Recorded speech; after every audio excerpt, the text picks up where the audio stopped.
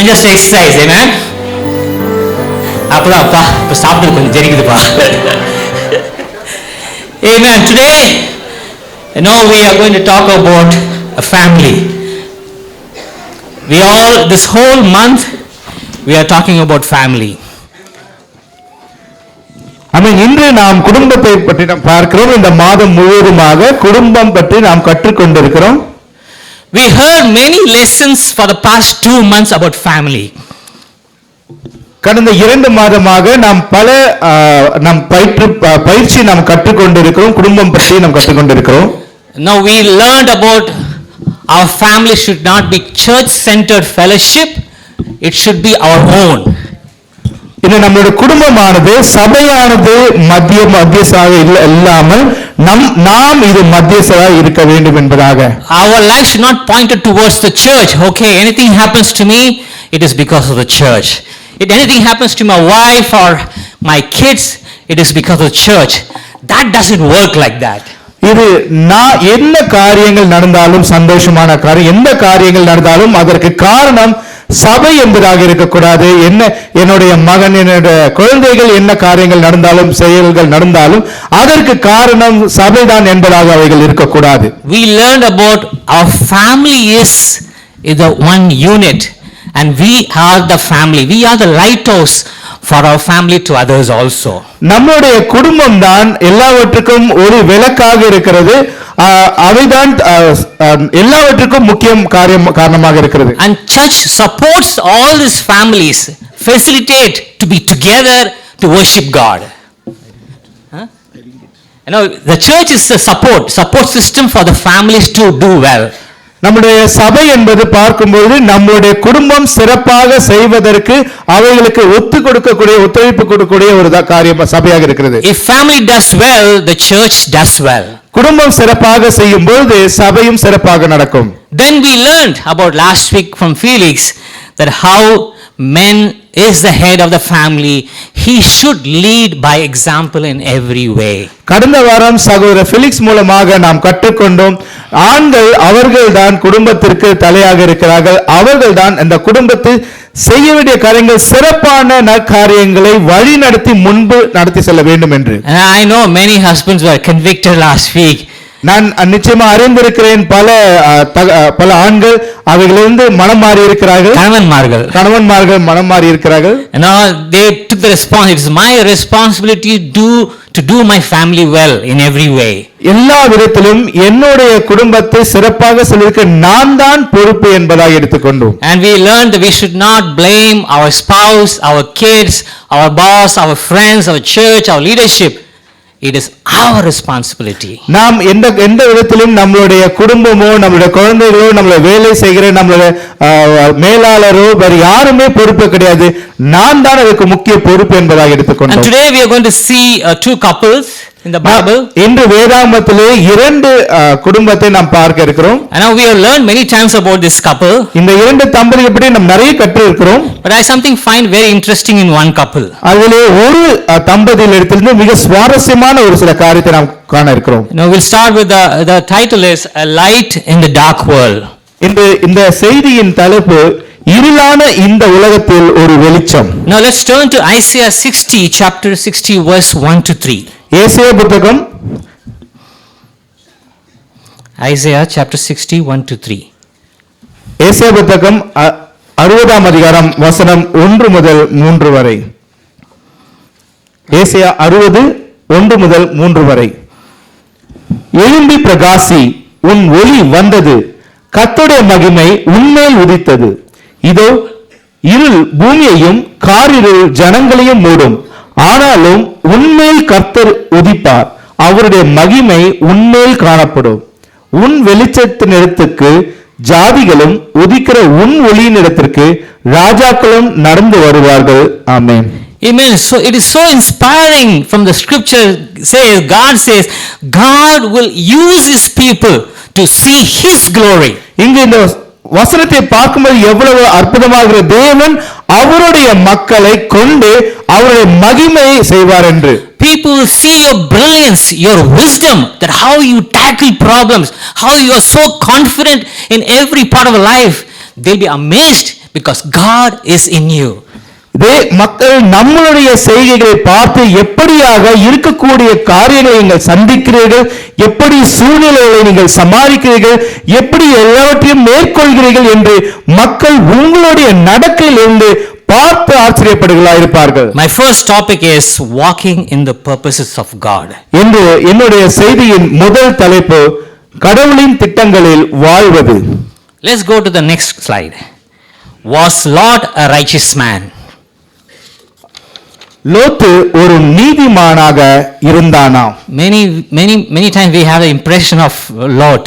Okay, Lot is like, oh man, he's a bad guy. நாம் பல நேரத்தில் நம்முடைய சிந்தையில் நாம் சென்றிருக்கோம், லோத் அவர் சரியான நபராக இல்லாமல் இருந்தார் என்று. But Bible says differently in 2 Peter chapter 2, 6 to 8. ஆனால் வேதாகமம் வேறு சில காரியங்களை இங்கு சொல்லுகிறது. 2 பேதுரு 2ஆம் அதிகாரம் வசனம் 6 முதல் 8 வரை. Let us read the scripture, please. நாம் வசனம் படிப்போம். 2 பேதுரு 2ஆம் அதிகாரம் 6 8. சோதோம் கொமோரா என்னும் பட்டணங்களையும் சாம்பலாக்கி கவிழ்த்து போட்டு ஆக்கினைக்குள்ளாக தீர்த்து பிற்காலத்திலே அவபக்தியாய் நடப்பவர்களுக்கு அவைகளை திருஷ்டாந்தமாக வைத்து அக்கிரமக்காரருக்குள் வாசமாய் இருக்கையில் அவர்களுடைய காம விகார நடக்கையால் வருத்தப்பட்டு நாள்தோறும் அவர்களுடைய அக்கிரம கிரியைகளை கண்டு கேட்டு நீதியுள்ள தன்னுடைய இருதயத்தில் வாதிக்கப்பட்ட நீதிமானாகிய லோத்தை அவர் ரட்சித்திருக்க. Amen. Now here Bible says very clearly, Lot was righteous. வேதம் தெளிவாக சொல்லுது லோத் நீதிமானாக இருந்தான் என்று. It's mentioned in the Peter book. இது பேதுரு புத்தகத்தில் வெளிப்படுத்தப்பட்டிருக்கிறது. And the Bible says he was distressed by the people's sin. ஆனால் மக்களுடைய அந்த பாவத்தை காணும்போது அவன் மிகவும் மன வருத்தப்பட்டவனாக இருந்தான். You know, are we distressed to see people's pain in this world?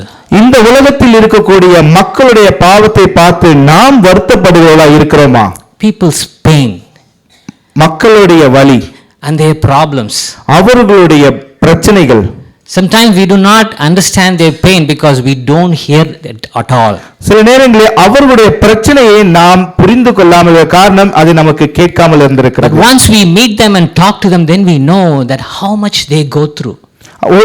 நாம் அவரிடத்திலே சந்தித்து அவரிடத்தில் பேசும்போதுதான் அவர் எவ்வளவு அவர் ஆழ்ந்து சென்று கொண்டிருக்காங்க நம்ம உணர முடியும். And the Bible says Lot was tormented day after day when he hear about this lawless sin of these people. அந்த மக்களுடைய அவர்களுடைய செய்கைகள் அவர்களுடைய பாவங்களை பார்த்து ஒவ்வொரு நாளும் அவர் வேதனைப்பட்டு கொண்டிருந்தவராய் உடையப்பட்டு கொண்டவராய் இருந்தார். He's not talking about his problem, he's talking about people's problem.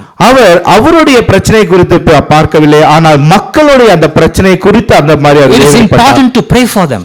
நாம் அவர்களுக்காக ஜெபம் பண்ண வேண்டும் என்பது மிக முக்கியம் வாய்ந்ததாக இருக்கிறது. My next is, why was Lot in this situation?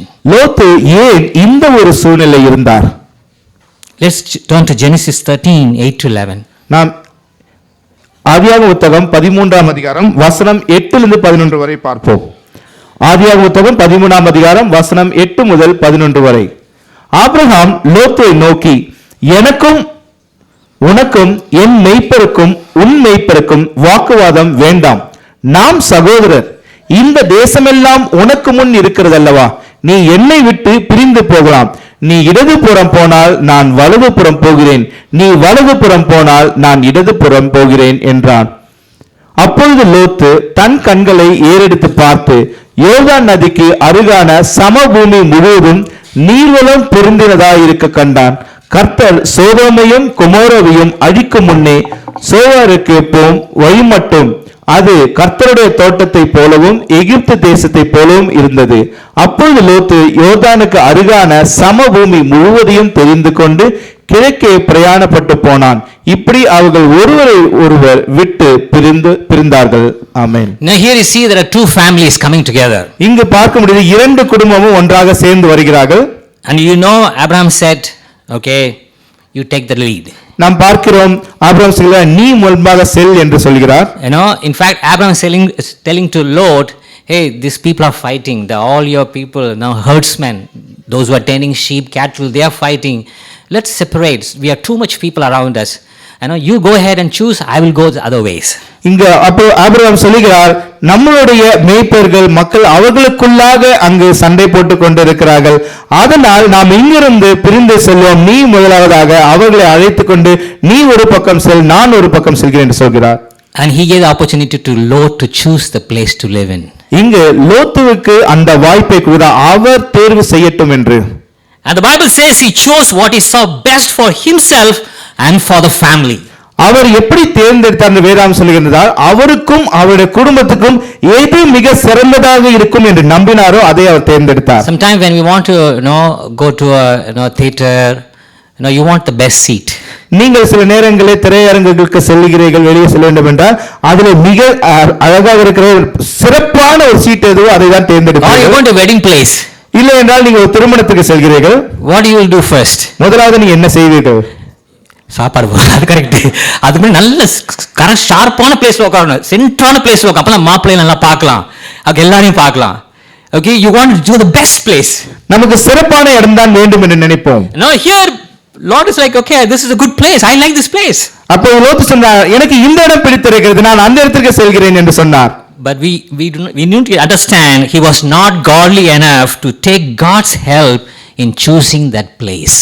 இங்கு நம்மால் புரிந்து கொள்ள முடியும், அவர் தேவனுக்குள்ளாக இருந்து அந்த தேவனுக்கு ஏற்ற காரியங்களை அவர் தேர்ந்தெடுப்பதற்கு அவர் சரியான இல்லாமல் இருந்தார். Sometimes we chose the place to live where we know it's going to affect our family. சில நேரங்களில் நாம் தேர்ந்தெடுக்கிற சில காரியங்கள், சில இடங்கள் பார்க்கும்போது அது நமக்கு தெரியும், அது நம்மளுடைய குடும்பத்தை பாதிக்கிறதா இருக்கும் என்று. You have to pray for that. நீங்கள் அதற்காக நாம் ஜெபிக்க வேண்டும். And the Bible says he chose a place where ungodliness was rampant. எங்க வேதாகம் சொல்லுகிறது, அவர் தேர்ந்தெடுத்த இடமானது அங்கு ஆத்மீகம் இல்லாமல் இருக்கக்கூடிய இடமாக இருந்தது. They indulged in all kind of sexual immorality. அவர் தேர்ந்தெடுத்ததை பார்க்கும்போது முழுவதுமாக பாவத்தால் விபச்சார காரியங்கள் சூழ்ந்திருந்தது. He was unable to hold his family spiritually. அவருடைய குடும்பத்தை ஆவிக்குள்ளாக அவரால் நடத்தி செல்ல முடியாத அளவுக்கு இருந்தது. He failed to instill God's obedience to his family. அவர் தேவன் சொன்ன அந்த காரியத்தை அங்கு செய்வதற்கு அவரால் முடியாமல் இருந்தது. And in fact Bible says his wife became disobedient to God's word by turning back when God said not to do that. அது இங்கு வேதாகம் சொல்லுகிறது, அவருடைய மனைவி தேவன் திரும்பி பார்க்க கூடாது என்று சொல்லி இருந்தும் அவர் திரும்பி பார்த்தவராய் இருந்தார். When God was raining sulfur to the Sodom and Gomorrah, she turned back and the Bible says she became a pillar of salt. அங்கு சோதோம் கொமோரா என்ற பட்டணமானது எரித்து சுட்டெரித்துக் கொண்டிருக்க பட்சத்திலே இவர் திரும்பி பார்த்தார், அவர்கள் உப்பு தூணாய் மாறினார்கள். And the Bible says even his two daughters became ungodly. வேதம் சொல்லுகிறது, அவருடைய 2 குமாரத்திகளுமே தேவனுக்குரிய காரியங்கள் இல்லாமல் மாறினார்கள். Church, today I want to ask you a question. இந்த சபைக்கு நான் உங்களுக்கு ஒரு கேள்வி கேட்க விரும்புகிறேன். Suppose you are living in this place. ஒருவேளை நீங்கள் இந்த இடத்திலே வாழ்ந்து கொண்டிருந்தீர்கள் என்றால், you know you landed there and you saw the people, you do different things. What you will do? நீங்கள் அந்த இடத்திலே வந்து விட்டீர்கள், அங்கு பார்க்கிறீர்கள் மக்கள் இப்படியாக வாழ்ந்து கொண்டிருக்கிறார்கள், நீங்கள் என்ன செய்வீர்கள்? What you will do? நீங்கள் என்ன செய்வீர்கள்? நாம் அதற்கு பதில் அளிக்கலாம். Move away from the place. அந்த இடத்திலிருந்து விலகி செல்ல வேண்டும். It's a simple answer. இது சாதாரணமான ஒரு பதில். And the Bible says Lot continued. வேதம் சொல்லுது, லோத்து தொடர்ந்து அங்க இருந்தார் என்று. He would have said, okay man, I will go back to Abraham where he stays. He is my friend. I will take his help. I want to do spiritually well. I will go to his place. ஒருவேளை அவர் சொல்லிக்கலாம், Abraham இருக்கிறார், என்ற நண்பர் அங்க இருக்கிறார், நான் அவரிடத்திலே செல்லலாம், அவருடைய ஒத்தாசையை நான் எடுத்துக்கொள்ளலாம் என்று அவர் அங்கிருக்கு போவதற்கு எடுத்திருக்கலாம். Sometimes we do the same thing. சில நேரத்தில் இதைத்தான் நாம் இதைதான் செய்கிறோம். We know we fall into the same sin again and again. நாம் தொடர்ந்து திரும்ப அதே பாவங்கள் நாம் விழுந்து கொண்டிருக்கிறோம். We know we fall into the same problem again and again. நமக்கு தெரியும் நாம் அதே பிரச்சனையை திரும்ப நாம் சென்று கொண்டிருக்கிறோம். All you need to think and sit and say, what I'm doing, maybe I should change. ஒருவேளை நாம் அமர்ந்து யோசிச்சு, நான் என்ன செய்து கொண்டிருக்கிறேன், நான் மாற வேண்டும். It's a good thing to do. அதை நாம் செய்வது நிறைய நல்ல காரியங்களாக இருக்கிறது. Bible says Lot was righteous but he was not faithful to God. வேதம் சொல்கிறது, லோத் நீதிமானாக இருந்தான், ஆனால் தேவனுக்கு விசுவாசம் உள்ளவனாய் இல்லாமல் இருந்தான். Let's return to another person. நாம் இன்னொரு நபரை பார்க்கலாம். What did Abraham do? Abraham என்ன செய்தார் என்று காணலாம். Let's turn to Genesis 13:14 to 17. நாம் ஆதியாகமம் புத்தகம் 13ஆம் அதிகாரம் வசனம் 14 இருந்து 17 வரை படிக்கலாம். ஆதியாகமம் 13 வசனம் 14 முதல் 17 வரை. லோத்து ஆபிரகாமை விட்டு பிரிந்த பின்பு கர்த்தர் ஆபிரகாமை நோக்கி, உன் கண்களை ஏறெடுத்து நீ இருக்கிற இடத்திலிருந்து வடக்கேயும் தெற்கேயும் கிழக்கேயும் மேற்கேயும் நோக்கிப்பார். நீ பார்க்கிற இந்த பூமி முழுவதையும் நான் உனக்கும் உன் சந்ததிக்கும் என்றென்றைக்கும் இருக்கும்படி கொடுத்து உன் சந்ததியை பூமியின் தூளை போல பெருக பண்ணுவேன். ஒருவன் பூமியின் தூளை எண்ணக்கூடுமானால் உன் சந்ததியும் எண்ணப்படும். நீ எழுந்து தேசத்தின் நீளமும் அகலமும் எம்மட்டோ அம்மட்டும் நடந்து திரி, உனக்கு அதை தருவேன் என்றார். ஆமென். Now what an inspiring passage where God tells Abraham, okay, he said, hey, you go to any direction, I'll give it to you. எவ்வளவு உற்சாகமான ஒரு வாக்கு அவருக்கு இருக்கு பாருங்கள். நீ எழுந்து செல், நீ எந்த இடத்து மட்டும் உன்னால் செல்ல முடியுதோ அந்த இடம் உனக்காக நான் கொடுக்கிறேன். God did not tell Lot. Why? இதை லோத்துவுக்கு தேவன் சொல்லவில்லை. ஏன்? Because God knows Abraham always makes the right decision in his life. ஏனென்றால் தேவனுக்கு தெரியும் ஆபிரகாம் எப்பொழுதுமே சரியான தேர்வை அவருடைய வாழ்க்கையை அவர் எடுத்திருக்கிறார் என்று. The Lord will, the Bible says the Lord will bless your descendants, because he trusted God.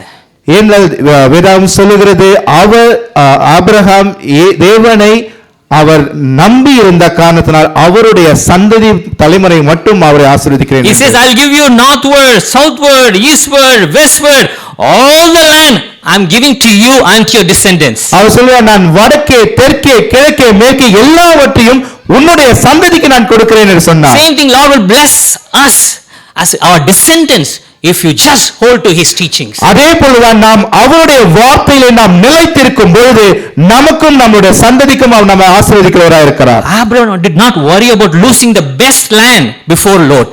லோத்துக்கு முன்பாக ஆபிரகாம் அவரிடத்திலிருந்து அந்த சிறப்பான அந்த நிலத்தை இழப்பதை குறித்து அவர் வருத்தப்படவில்லை. He didn't say, oh my God, I made a wrong decision. I should have chosen first. Then I should have given it. He said, no, okay, you take it. I'll take the remaining.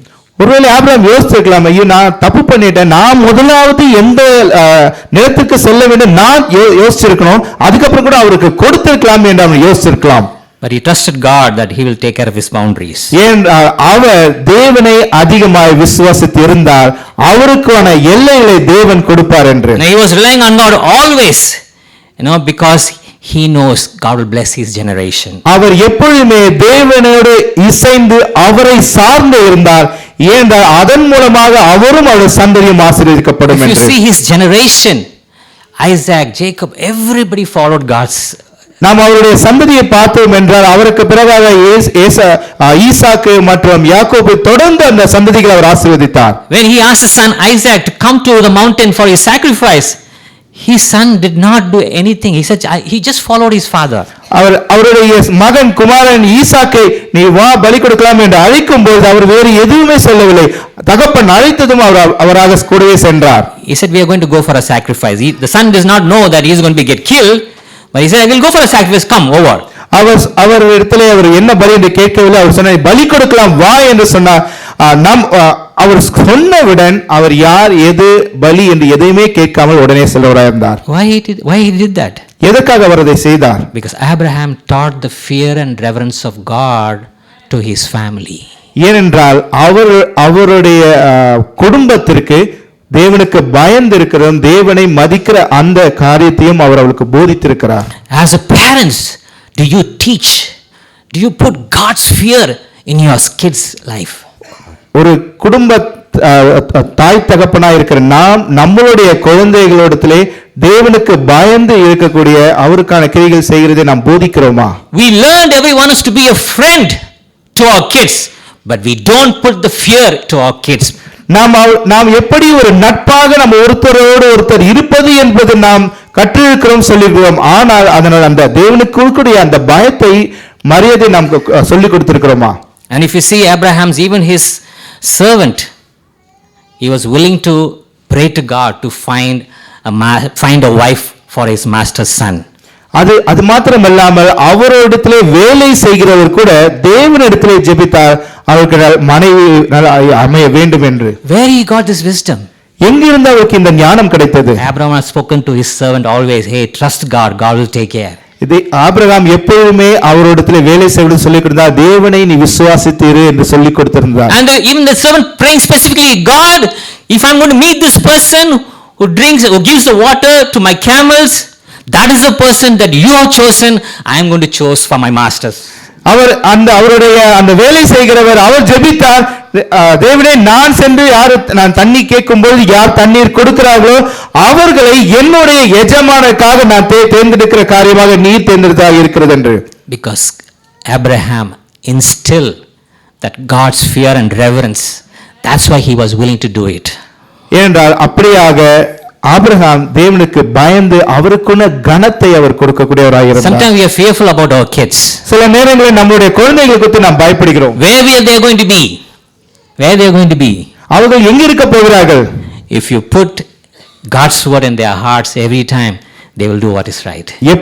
எப்பொழுதுமே தேவனுடைய வார்த்தையை நாம் அவரிடத்திலே பதித்து வைக்கும் போது அவர் தேவனுடைய சன்னதியிலே இருப்பார்கள். If you see a Lot, நீங்க லோத்தை பார்க்கும் பொழுது the Bible says he did not talk about Lot's wife's name or the kid's name. அங்கு லோத்துடைய மனைவி பெயரோ அவருடைய குழந்தைகள் மகள்கள் பெயரோ அங்கு குறிப்பிடப்படவில்லை.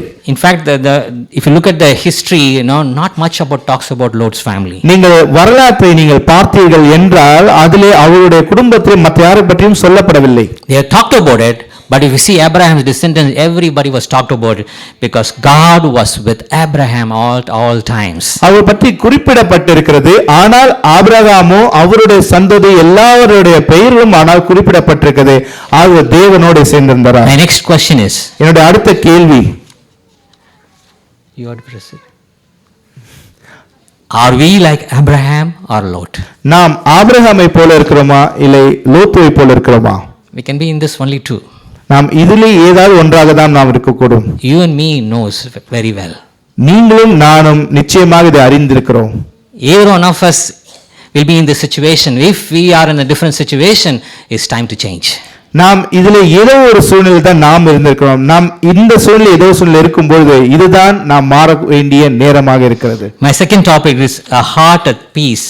என்னுடைய அடுத்த தலைப்பு, என்னுடைய இருதயம் சமாதானத்தோடு. Because we get the protection from God. ஏனென்றால் நமக்கு பாதுகாப்பு என்பது தேவனிடத்திலிருந்து வருகிறது. Let's turn to Psalm 27:4 and 5. நாம் சங்கீத புத்தகம் 27 அதிகாரம் வசனம் 4 மற்றும் 5 படிப்போம். சங்கீத புத்தகம் 27 4 மற்றும் 5. கர்த்தரிடத்தில் ஒன்றை நான் கேட்டேன், அதையே நாடுவேன், நான் கர்த்தருடைய மகிமையை பார்க்கும்படியாகவும் அவருடைய ஆலயத்தில் ஆராய்ச்சி செய்யும்படியாகவும் நான் என் ஜீவனுள்ள நாளெல்லாம் கர்த்தருடைய ஆலயத்தில் தங்கியிருப்பதையே நாடுவேன். தீங்கு நாளில் அவர் என்னை தம்முடைய கூடாரத்தில் மறைத்து என்னை தமது கூடார மறைவிலே ஒளித்து வைத்து என்னை கன்மலையின் மேல் உயர்த்துவார். ஆமென். Now here David is writing one thing. It says one thing I ask God that I will seek. இங்கு தாவீது ஒரு விஷயம் தேவனிடத்தில் சொல்லுகிறார், ஒன்றையே நான் கேட்டேன் என்று சொன்னார். He doesn't want anything. I just want, give me a heart that I will always seek you, God, every time. அவர் என்னுடைய ஒரே ஒரு காரியத்தை எனக்கு கொடுங்கள், நான் எப்பொழுதுமே உங்களையே நாட வேண்டும் என்பதாக அவர் கேட்டார். That I may dwell in the house of the Lord all the days of my life. என்னுடைய வாழ்க்கையின் முழு நாளுமே நான் உம்முடைய பிரசன்னத்திலே இருப்பேன். And also to gaze upon the beauty of the Lord. அது மாத்திரமல்ல, தேவன் அந்த அழகிலே வாசிக்கிறதாக இருக்கிறது. What a life, beauty of life God has given to around us. நம்மை சுற்றி தேவன் எவ்வளவு அழகான ஒரு வாழ்க்கை கொடுத்திருக்கிறார். And Bible says, David says, I want to meditate in his temple. இங்க வேதாகமத்தில் சொல்லுகிறது, தாவீது சொல்றார், நான் உம்முடைய ஆலயத்திலே நான் தங்கி இருப்பேன் என்று. Are we meditating the God's word in our lives? நம்முடைய வாழ்க்கையிலே தேவனுடைய வார்த்தையை நாம் தியானித்து இருக்கிறோமா? How are we doing reading the Bible every day? ஒவ்வொரு நாளும் நாம் எப்படியாக நாம் வேதாகமத்தை படித்துக் கொண்டிருக்கிறோம்? Many times even coming to church we don't want to take the Bible and read the Bible. We just say, okay, let me read it here, it's very easy. பல நேரங்களில் நாம் வேதாகமத்தை எடுத்து நாம் படிக்கிறதில்லை, நாம் இங்கே பார்த்து இது இருக்கிற அப்படியே படித்துக் கொள்ளலாம். Even in the phone, when you have it in your house, Do you have a physical Bible to read through? அது மாத்திரமல்ல, நம்ம இடத்துல இருக்கிற கைபேசியிலே கூட அதிலே இருக்கிறது நான் அதையே படித்துக் கொண்டு நினைக்கிறோமே தவிர நாம் வேதாகமத்தை எடுத்து அதிலிருந்து படிப்பது என்பதாக இல்லாமல். See, when you have a book in your hand, you wanted to touch it, feel it, read it and write it, you feel so good. நீங்கள் உங்களிடத்திலே வேதாகமம் கைப்பதியாக இருக்கும் பட்சத்தில் நீங்கள் அதை எடுத்து அதை நீங்கள் தொட்டு நீங்கள் அதை படிக்கும்போது உங்களுக்கு அற்புதமான ஒரு உணர்வு இருக்கும். But when you have a phone, you get so much distraction. ஆனால் நீங்கள் உங்களுடைய கைபேசியில் நீங்கள் படிக்கிறீர்கள் என்றால் அதிலே அதிகப்படியான தொந்தரவுகள் இருக்கும். Now when you read the Bible, what happens? Suddenly message would pop up. Ting. நீங்கள் அதிலே வேதாகம் படித்துக் கொண்டே திடீரென்று ஒரு மெசேஜ் வந்து சேரும். Ting. Oh, ting. Okay, let me see what this ting is. Let me see the WhatsApp message. டிங் என்று வரும்போது டிங்கா என்ன இது ஏதோ வந்திருக்குது, முதல்ல என்ன வாட்ஸ்அப்ல என்ன வந்திருக்கு பார்ப்போம் என்று How you get distracted? நீங்கள் அதிலிருந்து நீங்கள் மாற்றப்படுகிறீர்கள். What did you learn after reading the Bible? Can you write it down and say, today this is what I learned? நீங்கள் வேதாகமத்தை எடுத்து படிக்கும்போது இன்று நான் இதை படித்துக் கொண்டேன், இதிலிருந்து நான் என்ன கற்றுக்கொண்டேன் And I want to put into practice. நான் அதனை பயிற்சி செய்ய விரும்புகிறேன். See, if you are a young Christian or you're a 5 years, 2 years Christian, you need to grow in your God's wisdom. நீங்கள் இள கிறிஸ்தவர்களாய் இருக்கிறீர்கள் என்று வரும்போது நீங்கள் தேவனுடைய வார்த்தை அவருடைய ஞானத்திலே நீங்கள் வளரக்கூடியவர்களாக இருக்க வேண்டும். I'm not saying okay if you're older Christians but don't need to read the Bible. I'm saying when you're young you should give more time to reading the Bible. நான் அதற்காக நீங்கள் வெகு காலமாக கிறிஸ்தவராக இருக்கிறீர்கள் என்றால் நீங்கள் படிக்க கூடாது என்று நான் சொல்லவில்லை. ஆனால் நீங்கள் இள கிறிஸ்தவர்களாக இருக்கும்போது அதிக நேரம் நீங்கள் வேதாகமத்தை அமர்ந்து படிப்பதற்கு நீங்கள் செலவழிக்க வேண்டும். I remember when I was invited to the church, they taught me the Bible. நான் நினைத்து பார்க்கிறேன், நான் இள கிறிஸ்தவராக இருக்கும்போது எனக்கு வேதாகமத்தை சொல்லிக் கொடுத்தார்கள். We all know that we know the studies, who is God, who is Jesus, word of God, everything. நமக்கு எல்லாருக்குமே நமக்கு தெரியும் தேவன் யார், இயேசு யார், இது போன்ற எல்லா பாடத்தையும் நாம் அறிந்திருக்கிறோம். Some of us are already read the Bible. I think today Velu is going to get baptized. Where is Velu? Velu is going to be baptized today. நமக்கு எல்லாருக்கும் தெரியும் வேலு சகோதரர் ஞானஸ்நானம் எடுக்க இருக்கிறார். He studied all the studies. அவர் எல்லா இந்த பாடத்தொகுப்பையும் அவர் படித்தார். Okay. And when I was studying the Bible, when they did the study about who is God, I was shocked. நான் வேதாகமத்தை முதலாக படிக்கும்போது தேவன் யார் என்ற வசனத்தை நான் அதில் இருக்கிற வசனங்களை படிக்கும்போது நான் மிகவும் அதிர்ந்து போனேன். After the study I became very restless. நான் அதை முழுவதுமாக அந்த படித்து முடித்ததுக்கு பிறகாக எனக்கு ஒரு தூக்கமே இல்லாமல் சென்றது. I did not know for so many years. இவ்வளவு காலமாக இது எனக்கு தெரியாமலே இருந்தது. Why I did it? நான் ஏன் இதை செய்தேன்? I went back home. They told me to write the question you want to ask. அதுக்கு பிறகு நான் வீட்டுக்கு சென்றேன். அப்பொழுது அவர்கள் சொல்லிக் கொடுக்கும்போது சொன்னார்கள், என்னென்ன கேள்விகள் வருகிறதோ அவைகள் எல்லாமே எழுதுங்கள் என்று சொல்லியிருந்தார்கள். I wrote 90 questions for the answer. நான் 90 கேள்விகள் நான் அதில் எழுதியிருந்தேன். I was like, man, I want to know the answer, brother. நான் அவைகள் எல்லாவற்றுக்கும் பதில் தர வேண்டும் சகோதரரே. But praise God, my brothers gave me the answer for this. தேவனுக்கே மகிமை, என்னுடைய சகோதரர்கள் அவைகள் எல்லாவற்றுக்குமே எனக்கு பதிலை கொடுத்தார்கள். You need to have that passion. உங்களுக்கு அது போன்று உங்களுக்கு வாஞ்சை இருக்க வேண்டும். What is that I need to learn? நான் என்ன கற்றுக்கொள்ள இருக்கிறேன்? Do you read it like a book?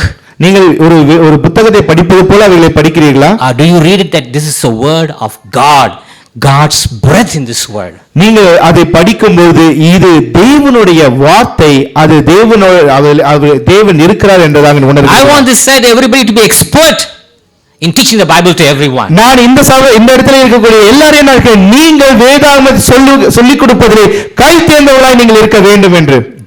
Are you? நீங்கள் அப்படி இருக்கிறீர்களா? அப்படி இருப்பீர்களா? Do you know in our time when we do the gospel, we have to memorize all the scriptures.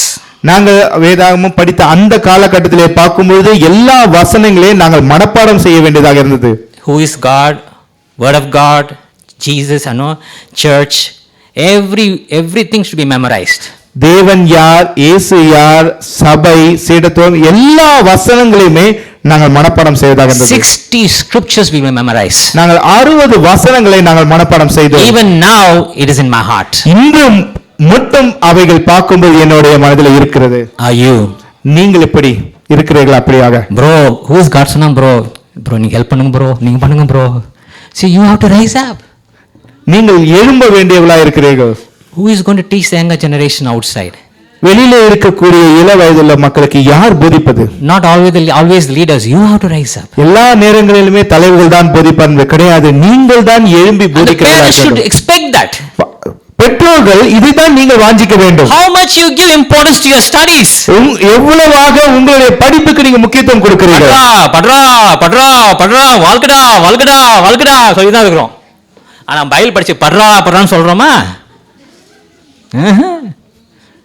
So we are more inclined towards the world than God's word.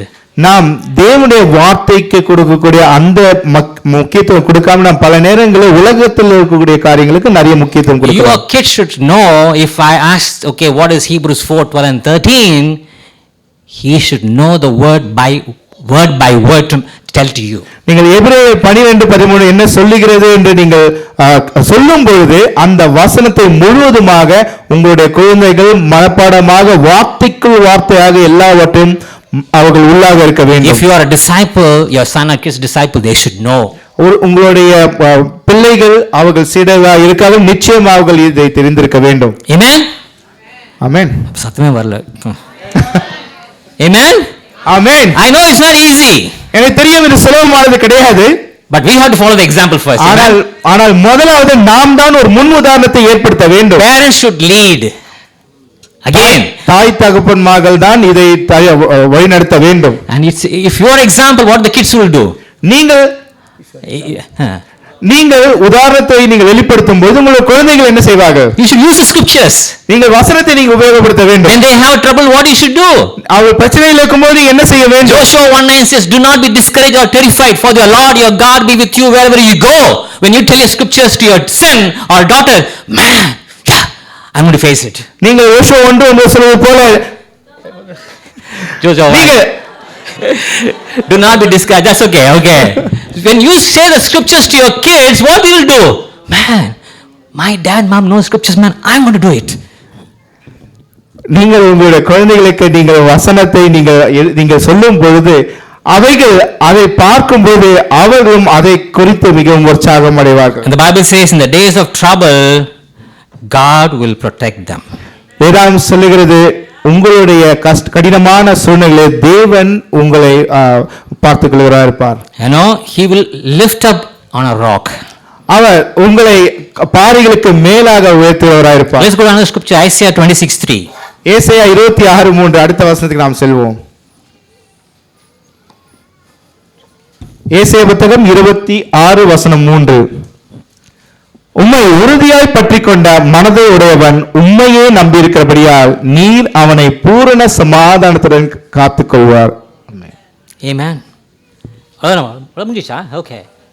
3. Okay. So here today there is so much anxiety in this world. இங்கு உலகத்திலே பார்க்கும்போது பலவிதமான கவலைகள் இருந்து கொண்டிருக்கிறது. There's anxiety in our jobs, in your job. உங்களுடைய வேலையிலே அந்த வேதனைகள் இருக்கிறது. In your family, உங்களுடைய குடும்பத்தில் இருக்கிறது. There's anxiety in your own friends circle. உங்களுடைய குடும்பத்தில் இருக்கிற மன உளைச்சல்கள். But God says, He is the one gives the peace. இங்கு தேவன் சொல்லுகிறார், தேவன் தான் உங்களுக்கு சமாதானத்தை கொடுக்கிறார் என்று. My question is, are you at peace today? என்ற கேள்வி என்னவென்றால், நீங்கள் இன்று சமாதானத்தோடு இருக்கிறீர்களா? Touch your heart and say, are you at peace?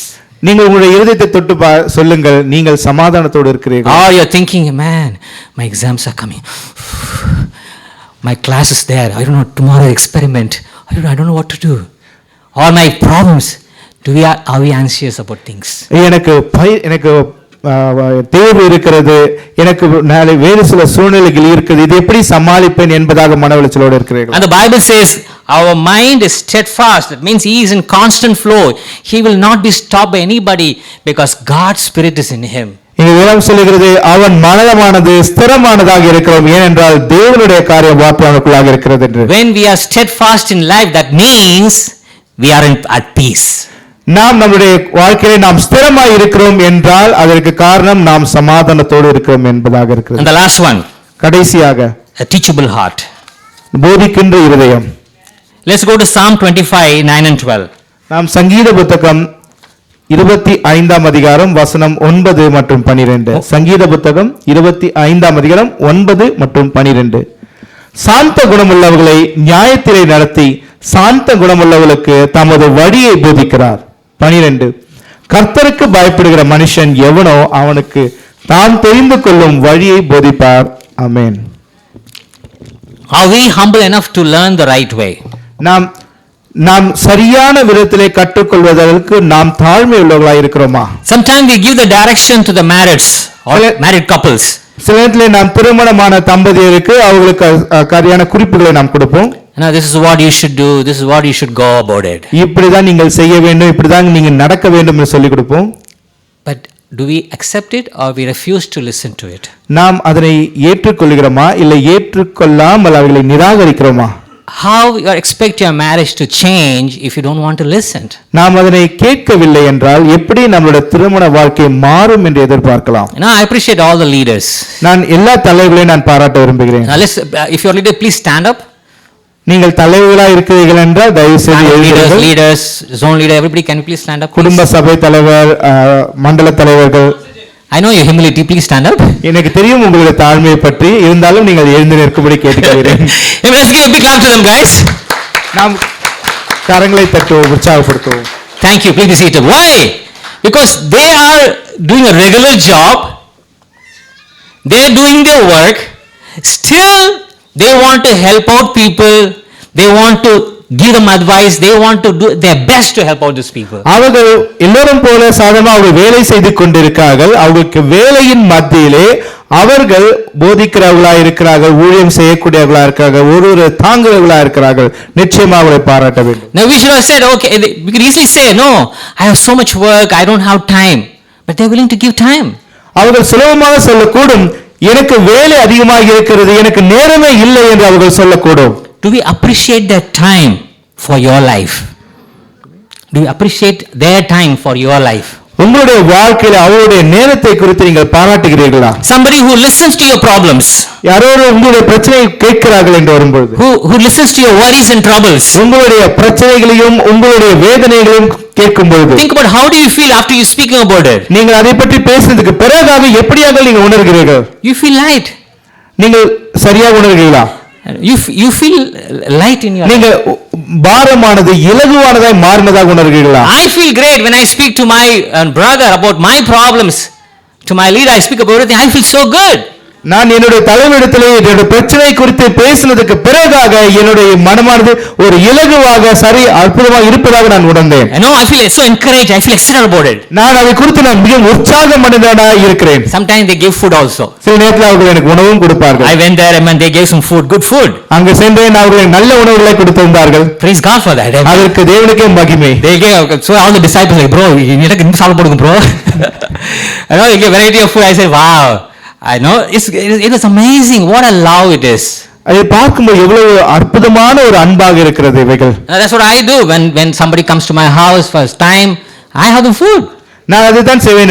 என்னுடைய வீட்டிற்கு முதன்முறையாக வருகிறார்கள் என்று அதைத்தான் நான் செய்யக்கூடியது. I appreciate my wife willing to make time, willing to make food. Anytime I tell her, she'll make food for the people. என் மனைவியை நான் பாராட்ட விரும்புகிறேன். யாராவது வருகிறார்கள் என்றால் எப்பொழுதுமே அவர்களுக்கு உணவு செய்வதற்கு not once she said I will not do it. She's always said I will take care. அவர்கள் ஒரு முறை கூட சொன்னதில்லை நான் முடியாது என்று சொல்ல. எப்பொழுது இருந்தாலும் எல்லா நேரத்திலும் அவர்கள் செய்து கொடுத்தார்கள். I guess about if you give food what happens? தொடர்ந்து உணவு கொடுத்தீங்கன்றா என்ன? You feel full, amen. நீங்கள் நிறைவாக உணர்வீர்கள். Then we can talk about the spiritual life. அதற்கு பிறகு ஆவிக்குரிய காரியங்களை They'll be very open. அதுக்கு பிறகு நீங்க மிக வெளிப்படையாக First you need to get to the stomach, then only get to the heart. முதல்ல நம்ம வயிற்றை நிரப்பணும், அதுக்கு பிறகு இருதயத்தை நிரப்பணும். Sometimes we get time with the people, okay bro, let's have tea bro. That tea doesn't work. சில நேரம் வெறும் tea சாப்பிடலாம், சில நேரம் அந்த டீ வேலை செய்யாது. But it is good because you're a brothers and sisters. இது நல்ல காரியமாக இருக்குது. நாம் அனைவரும் சகோதர சகோதரிகளாக இருக்கிறோம். I appreciate Richard. நான் சகோதரர் ரிச்சர்டை நான் பாராட்ட விரும்புகிறேன். We all know Richard is working in HCL.